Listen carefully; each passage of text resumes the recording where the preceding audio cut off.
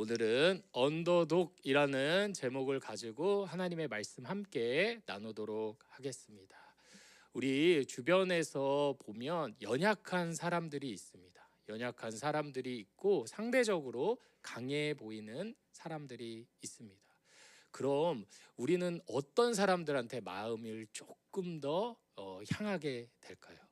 우리 그런 경험들 다 한번 있으셨을 거라고 생각을 하는데, 올림픽 경기를 볼 때 대한민국 경기가 전혀 아닌데 어떤 한 팀을 응원하게 된 적이 다들 있으셨을 거라고 생각을 합니다. 꼭 스포츠 경기 아니지만 어떤 경우냐면, 어떤 한 나라는 굉장히 좀 잘하고 강한 팀이고, 또 한 팀은 유니폼도 제대로 못 맞춰 입은 것 같이 그런데 열심히 할 때 그 약한 팀이 이기기를 바라는 그런 경우들이 있습니다.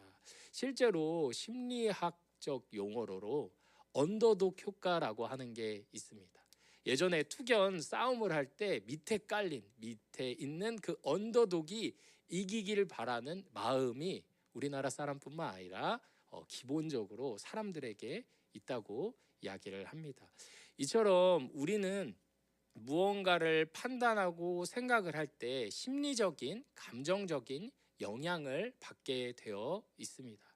근데 우리가 오늘 본문을 통해서 살펴보고자 하는 것은 우리의 감정적인 부분, 심리적인 부분, 인간적인 관점이 하나님의 말씀을 거스르게 하는 계기점이 되기도 한다라는 사실을 우리가 깨달음으로 말미암아 우리가 하나님의 말씀을 굳건히 지키고자 집중을 하는 그런 적용을 얻었으면 합니다. 오늘 본문 우리가 살펴보고자 하는 내용은 거짓에 대한 내용을 다루고 있습니다. 우리는 계속해서 그 십계명 그리고 이후에 이스라엘 백성들에게 주어진 말씀을 하나하나 살펴보고 있다라고 이야기를 했습니다. 하나님께서 십계명을 주신 것은 그냥 너희들 이거 지켜 잘할 거야 라고 하는 게 아니라, 십계명의 서문에 나타났듯이 십계명이라고 하는 것은 우리의 정체성이 누구인지, 우리의 소속이 어디에 있는지를 이야기해 주는 것이라고 이야기했습니다. 사랑하는 성도 여러분, 우리는 어느 나라 소속일까요? 네, 대한민국 소속이고 하늘나라 소속입니다. 네, 둘 다 맞죠. 자, 이렇게 십계명은 이스라엘 백성들이 너희는 나의 소유야. 왜냐? 나는 너희를 그 노예된 땅에서 건졌고 내 것 삼으라고 구출했어 라고 하시면서 전해주신 말씀입니다. 반면 세상의 규칙과 세상의 질서는 하나님의 것과 매우 다릅니다. 그 대표적인 것이 바로 거짓입니다.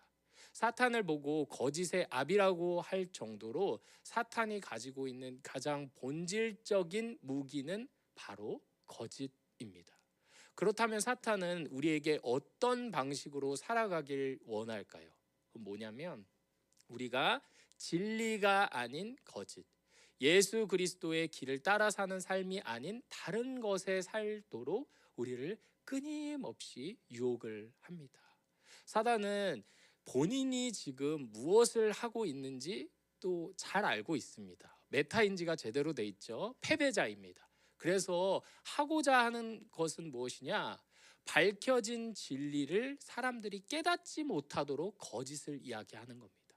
예수 그리스도께서 우리를 구원하신 왕이라는 것, 예수를 믿지 아니하면 영원토록 멸망받으리라는 그 진리를 숨기고자 부단히 애씁니다. 그래서 사단인 여러 가지 거짓을 이야기하죠. 우리의 행복을 위해서 돈을 이야기하고 여러 가지 신들을 추종할 수 있도록 이야기를 하고, 우리 이 땅의 삶이 전부인 것처럼 이야기를 하기도 합니다. 그런데 사단이 만약에 불신자들을 향해서만 이렇게 노력을 하고 있다면 우리는 걱정할 일이 없겠죠. 근데 사단이 집요하게 노리고 있는 대상이 있으니 바로 믿는 자입니다. 믿는 자가 하나님의 법을 따라 살지 못하도록, 세상의 법, 의롭지 못한 법을 적절하게 섞어서 살아갈 수 있도록, 그리고 끝내는 그러한 악들이 쌓여서 진리를 외면하도록 사단은 끊임없이 노력을 하고 있습니다. 우리 사단의 꾀임에 넘어가지 않으시는 성도님들이 되시길 축복드립니다. 사단은 우리에게 작은 것부터 하라고 시작을 합니다. 사단도 우리에게 큰 실수부터 하라고는 안 합니다. 작은 것, 작은 부분, 가벼운 부분부터 거짓을 하라고 이야기합니다. 처음부터 예수 믿지 말라고 얘기하지 않습니다. 처음부터 누군가를 저주하라고 이야기하지 않습니다. 조금 하나하나 인생에서 습관을 만들어 갑니다. 우리 바늘도둑은 커서 어떻게 되죠? 네, 사단은 기가 막히게 알고 있습니다. 일상에서 가볍게 우리가 거짓을 선택하면 결국에 믿음의 순간에 진리 되신 예수님을 외면하는 인생을 살 거라는 것을 무엇보다 잘 알고 있습니다. 그리고 실제로 우리가 거짓을 조심해야 하는 이유는 뭐냐면 거짓은 다른 거짓을, 거짓은 다른 악을 불러 이렇게 모읍니다.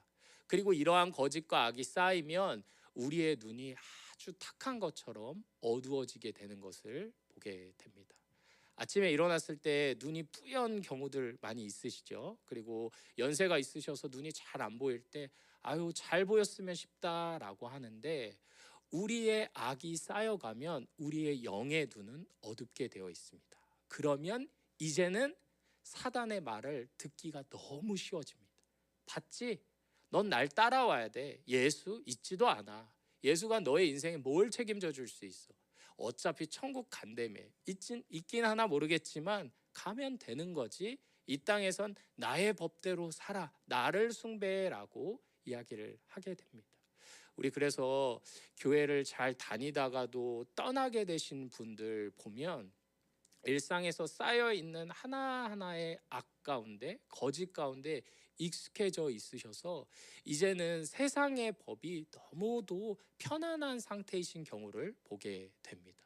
교회를 떠난 분들이 다 그러한 이유가 있다라는 건 결코 아니지만 우리가 악에 익숙해 있을수록, 특별히 거짓에 익숙해질수록 하나님께 나오는 길이 어렵다는 것을 꼭 기억하시길 바랍니다. 하나님께서 우리에게 미루지 말라라고 하는 게 있습니다. 무엇이냐면 바로 회개입니다. 설거지도 미루면 안 되고 빨래도 미루면 안 됩니다. 켜켜이 쌓이고 냄새도 납니다. 우리의 영혼은 그것과 비교를 할 수 없습니다. 우리가 거짓에 놓여 있는데 그것이 거짓임을 깨닫고 회개하지 아니하는 시간들이 쌓이면 우리는 그만큼 사단의 그 지배에 받기 쉬운 상태가 된다라는 것 꼭 기억하는 우리가 되어야 합니다. 우리는 오늘 본문에 나와 있는 이 거짓의 여러 가지 경우의 수를 살펴보므로 우리가 어떤 부분에 있어서 이렇게 쉬이 거짓을 선택하는지를 우리가 경각심을 가지고 깨닫고 그걸 안 하시는 우리가 되길 소원합니다. 1절에 보면 이렇게 나와 있습니다. 너는 거짓된 풍설을 퍼뜨리지 말며 라고 되어 있는데 풍설은 뭐냐라고 하면 비어있는 보고서 같은 느낌입니다. 비어있는 것, 내가 확인하지 않은 것, 내가 사실이라고 알 수 없는 것, 하지만 누군가가 그걸 들었을 때 괴로울 수 있는 이 풍설을 터뜨리지 말라고 이야기를 합니다. 거짓의 유혹 첫 번째는 뭐냐면 우리는 거짓을 가볍게 여기는 성향이 있습니다. 우리 인간의 죄성 때문에 그렇습니다. 우리 거짓된 풍설 뭐 대단한 걸까요? 네. 카더라 다 거짓된 풍설입니다. 아이고 이거 이렇게 일어난 일이라던데. 아이 저 권사 이렇게 해서 이런 일이 발생한 것 같은데. 아이 저 사람들 저런 거 보니까 우리가 생각했을 때 아마 그렇지 않을까. 속으로는 무슨 마음? 아니면 말고. 아니 뭐 내가 생각할 수도 있는 거고 상황이 그러니까 추정되는 걸 얘기할 수도 있지라고 하는데 하나님은 우리에게 이렇게 거짓된 풍설을 퍼뜨리는 것을 금하고 계십니다. 믿으시나요? 이건 우리를 살리려고 하는 길입니다. 내가 만약에 어떤 성도님들 어떤 상황에 대해서 확인되지 않는 이야기들 그냥 툭툭 던졌을 때 그 자체가 그 자체로 끝나는 것이 아니라 우리는 다른 거짓을 선택하게 되어 있습니다. 특별히 우리는 어떠한 경우에 이렇게 거짓된 풍설을 퍼뜨리죠? 네. 심심했을 때도 그렇기도 하고 내 삶이 불만족스러울 때 아유 저 사람도 별거 없어 이렇다던데. 아유 거기 자식들 거기 보기에야 그렇게 행복하지. 아우 거 위기가 위기래. 아님 말고 이렇게 이야기를 합니다. 우리의 자존감이 낮아짐으로 인해 상대를 이야기하는 것. 우리 드라마를 봤을 때 유익이 있고 해악이 있습니다. 유익은 뭐예요? 세상 사람들이 다 저렇구나. 아이고 하는 마음에 공감도 되지만 그런 거의 해악은 뭐냐면 이렇게 가벼운 죄악들을 마치 유머나 문화나 누구나 할 수 있는 것처럼 우리로 하여금 여기게 만든다는 해악이 있습니다.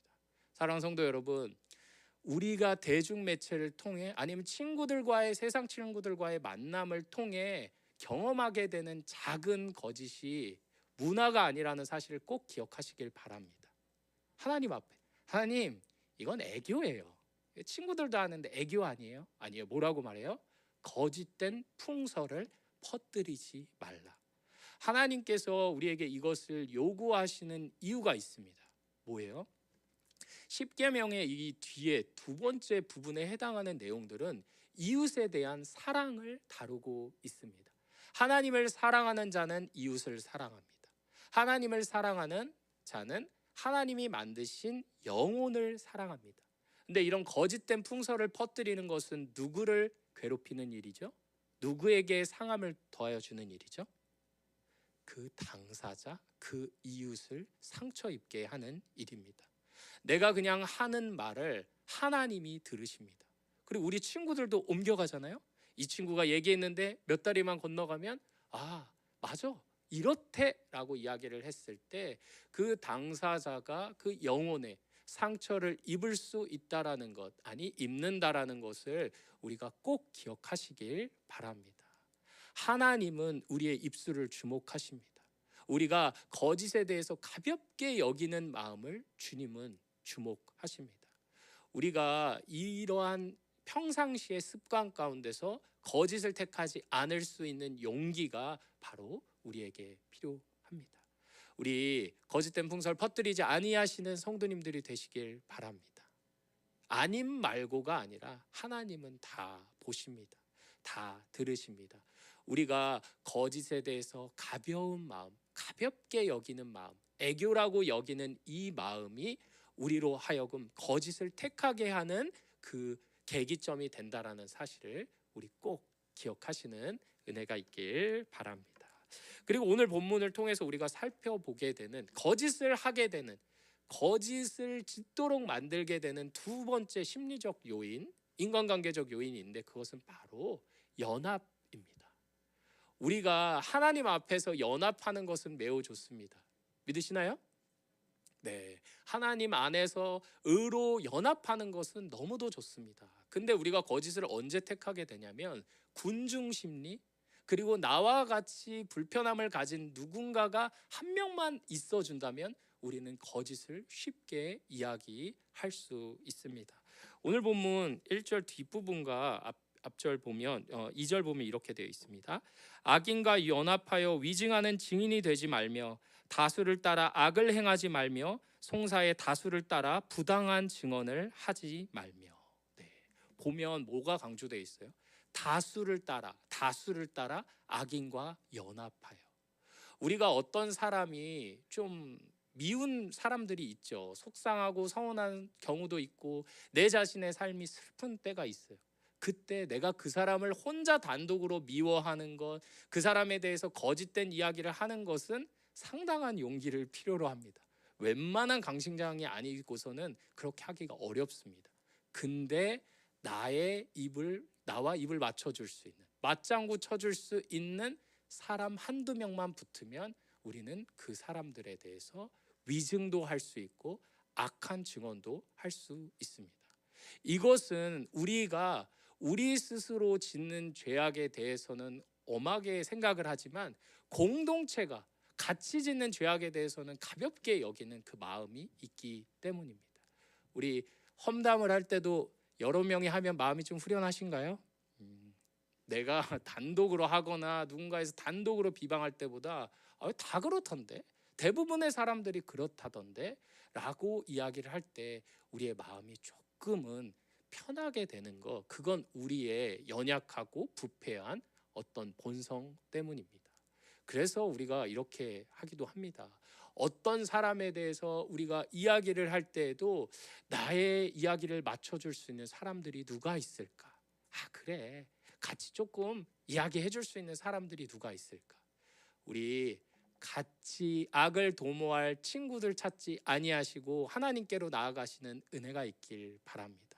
그리고 혹시라도 아이고 내가 가만히만 있기라도 하면 괜찮지, 아니죠. 같이 누군가에 대해서 거짓 증언하고 험담하는 그 자리에 동석한 것만으로도 하나님은 그것을 즐거이 여기시지 않습니다. 우리 다른 사람들과의 관계 때문에 다수의 의견이기 때문에 그것을 따라가는 것이 아니라 의로운 길을 택하실 수 있는 용기가 있길 주님의 이름으로 축복드립니다. 여기서 내가 맞장구 안 쳐주면 좀 민망하지 않을까? 나도 조금 곁들여서 몰라요. 근데 그쪽 보니까 그렇다던데요. 이 얘기 한마디는 좀 해줘야 재밌지 않을까? 네, 재미없어도 됩니다. 그리고 그 관계에서 친구 관계를 맺으면 험담 없으면 이야기할 수 없는 관계가 됩니다. 사랑하는 성도 여러분, 다수의 의견을 따라 악을 도모하지 말고 다수의 의견을 따라 거짓 증언하지 않으시는 우리 귀한 성도님들이 되시길 주님의 이름으로 축복드립니다.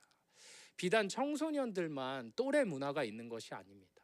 또래가 하니까 나도 해야지, 또래가 뭔가를 하니까 나도 누군가를 괴롭힐 때 같이 해야지 라는 마음이 드는 게 아니라 사람은 다 그렇습니다. 사람은 무리를 지어 악을 행할 때 마음을 좀 편안하게 생각하는 경향이 있지만 누가 보신다고요? 하나님이 보십니다. 그래서 우리 성도님들 혹시라도 주변에서 나는 그런 생각 전혀 안 하고 있는데, 나는 그런 부분에 있어서 그런 입을 담고 싶지 않은데 자꾸 옆에서 뭐해? 집사님 뭐해? 거기 문제라던데 라고 연락하면 기도하시는 은혜가 있길 바랍니다. 매번 그 모임에 참석하는 것이 참된 교제가 아니라 악인과 함께 연합하는 그 자리를 끊는 것도 주님이 선택하신, 주님이 우리에게 요청하신 용기인 줄 믿습니다. 하나님께서는 우리에게 이렇게 이야기를 하십니다. 부모나 자녀나 그리고 너가 생각하는 아무리 소중한 사람이라도 결정적 순간에 나보다 앞서 우선순위를 택하는 것을 용납치 아니하신다. 평상시에는 친구랑 교제하는 것 너무 좋죠. 사랑하는 사람들과 이야기 나누는 것 너무 좋습니다. 하지만 같이 악을 도모하자고, 같이 의견을 더해달라고 모으고자 하는 그 자리 가운데서는 우리가 입술을 지키시는 우리 성도님들이 되어야 할 줄 믿습니다. 그리고 우리가 거짓의 유혹에 빠지는 세 번째가 있습니다. 그것은 바로 측은지심인데요. 우리 3절 다 같이 읽도록 하겠습니다. 시작. 가난한 자의 송사라고 해서 편법되이 두둔하지 말지니라. 아멘. 이거 뭐냐면 가난한 사람이라고 하여, 가난한 사람이 불쌍하다고 하여 진리를 왜곡하는 행위를 하지 말라라는 이야기입니다. 아까 제가 설명드린 것처럼 투견들이 싸울 때에도 내가 키운 개가 아닌데도 밑에 깔려 있으면 응원을 하고 싶은 게 사람의 심정입니다. 아니 잘못을 명확히 한 것 같지만 그래도 저렇게 빠듯하게 어렵게 사는 성도님인데 그게 아닐 텐데 라고 이야기를 하는 경우들이 있습니다. 사랑하는 성도 여러분, 가난한 자, 연약한 자를 보호하는 것도 진리 안에서 하는 것입니다. 그 사람에 대한 불쌍한 마음이 들어서 그 사람이 지은 죄악이나 그 사람이 잘못된 그 사실관계를 외면하여 왜곡하여 이야기하는 것을 하나님은 원치 아니하십니다. 믿으시나요? 우리가 오늘 본문을 통해서 살펴본 그 거짓을 짓게 되는 우리의 심리적 유혹 세 가지를 살펴보면 우리가 다 쉽게 짓는 죄악들입니다. 우리의 마음이 연약해서 인간적으로는 이 길이 좋아서, 근데 제가 말씀드리고자 하는 건 진리는 우리의 감정이나 우리의 심리에 의해 결정되는 영역이 아닙니다. 진리는 무엇이 진리냐? 말씀은 무엇이 진리냐? 무엇이 말씀이냐? 하나님이 하라고 하시면 그게 진리입니다. 믿으시나요? 하나님이 하라고 하면 되고, 하지 말라고 하면 안 하면 됩니다. 내가 누군가를 가볍게, 내가 짓는 죄악에 대해서 가볍게 여기는 마음, 누군가가 불쌍한 마음으로 거짓을 하고 안 하고를 결정하는 것이 아니라, 하나님이 그것이 죄악이다, 거짓이다라고 이야기를 하면 우리는 안 하면 됩니다. 인생 돌고 돌아 멀리 돌고 돌아 사시지 않으시는 우리 성도님들이 되시길 주님의 이름으로 축복드립니다. 특별히 인생의 고초를 다 겪으신 우리 성도님들이 젊은 청년들 봤을 때 길을 헤매는 것 같으면 좀 답답하시죠. 아이고, 말 좀 듣지라는 마음 드시죠. 우리도 하나님 앞에서 다 그렇습니다. 우리가 하나님 말씀 들을 때 맞아, 이게 안 되는 거야, 이거 옳지 않아, 가벼운 마음으로 했던 것도 죄악이라고 써 있으니까 안 하면 되겠네 라고 생각을 하면 인생 낭비가 안 되겠죠. 하지만 언제부터 시간이 길어지죠? 주님 앞에 따지기 시작하면, 주님 앞에 대꾸를 하기 시작하면 길어집니다. 하나님, 이게 왜 죄악이에요? 이런 상황들이 있는데요. 아니, 제가 그렇게 뭘 잘못했어요? 저 그냥 가만히만 있었을 뿐인데. 주님 너무 빡빡하시네요. 이거 출애굽기죠? 안 볼 거예요. 저 신약만 볼 거예요. 아니죠. 하나님이 우리에게 요청하시는 이 말씀은 우리에게 하신 겁니다. 그리고 제가 아까 말씀드린 것처럼 이것은 우리를 미워해서 하는 게 아니라 우리를 사랑해서. 이 작은 거짓들이 합쳐지면 결국에는 우린 거짓의 아비인 마귀를 따를 수밖에 없기에 하나님이 우리를 지켜주시는 줄 믿습니다. 우리 사랑하는 성도 여러분, 하나님의 말씀과 의로운 말씀을 따라 늘 살아가시는 우리 성도님들의 삶이 되어야 할 줄 믿습니다. 내가 먹고 싶은 거 다 먹고 다이어트 다 되죠? 네, 먹고 싶은 거 먹고 하루에 디톡스 하면 5kg 빠지죠? 빠지나요?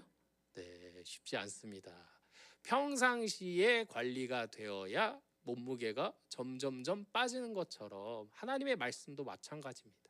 거짓을 일상되이 택했는데 하루아침에 기도하고 회개했다고 진실된 삶을 살 수 있는 것 불가능합니다. 하나님 앞에 매일매일의 삶 가운데 작은 부분에서도 주님의 말씀에 견주어서 나의 삶을 비춘다면 우리가 주님이 허락하신 의의 길을 따라갈 줄 믿습니다. 그래서 우리 성도님들 한 주간 살아가시는 동안도 하나님이 우리에게 사랑하기에 요청하시는 삶의 작은 영역들에서도 우리의 마음을 되돌리고 의의 길을 택하시고, 잘못한 부분이 있으면 회개하시고, 연약한 부분이 있으면 주님께 간구하심으로 의의 길 걸어가시는 복된 삶 사시길 주님의 이름으로 축복합니다. 기도하도록 하겠습니다.